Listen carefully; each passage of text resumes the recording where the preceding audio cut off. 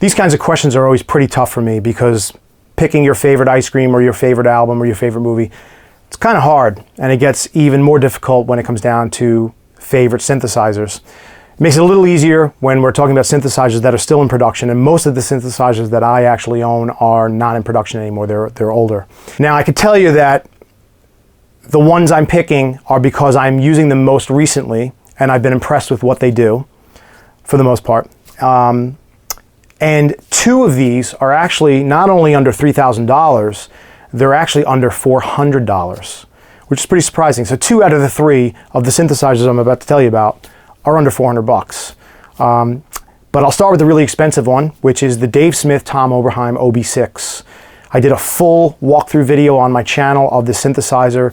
I own it, it's beautiful. I've used it on a lot of my productions. It's very flexible, it's very modern, USB connectivity, but still analog path. It has an effects, multiple effects actually built into the synth, as well as a sequencer and arpeggiator, and you can watch my video for all the details, but it's a great sounding synth.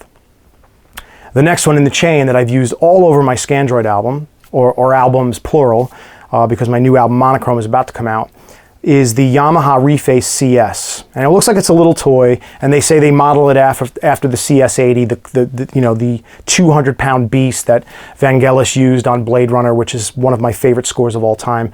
Many people have used it, but that's the most iconic one for me personally. Now, of course, this doesn't sound like a CS80, but I can tell you that the brass pads and a lot of the sounds that I get out of this thing sound incredible for what they are, and the prices have dropped. I think they're now $399. You can probably find them used for even less.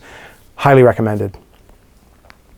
And the third synth, which I don't even think is fully out in stores, I got mine already from Roland, is the Roland D-O5. And this is a synth that's modeled after the D50. It was a digital synthesizer, one of the earliest ones, when people started throwing out their analog synthesizers and trading them in for digital synths with presets. It used a totally different type of synthesis engine than anyone had ever used before. Very creative, works great for me for all of the Scandroid type stuff I'm doing. Great sounding pads and bells and plucky things, just really cool.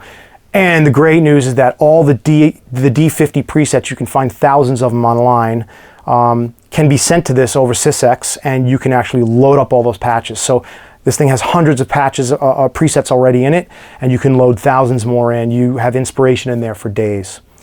So those are my 3 desert island synths right now, under $3 grand.